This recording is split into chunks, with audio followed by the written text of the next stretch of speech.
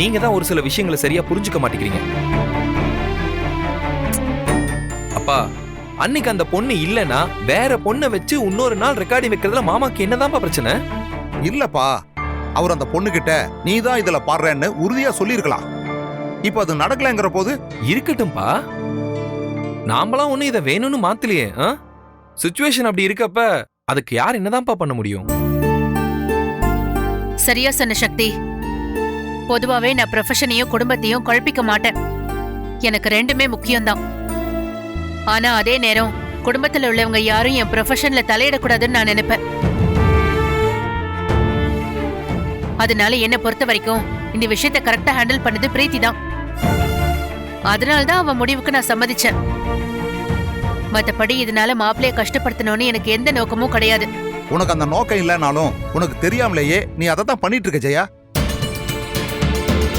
இதோட சீரியஸ்னஸ் என்னன்னு நாளை பின்ன இது பூதாகரமா மாறி வெடிக்கும் போது தான் தெரியும். அப்படியெல்லாம் ஒன்னும் நடக்காது.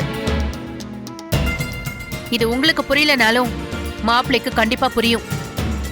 நான் சொல்ல வேண்டியதை சொல்லிட்டேன். அதுக்கு மேல உங்க இஷ்டம்.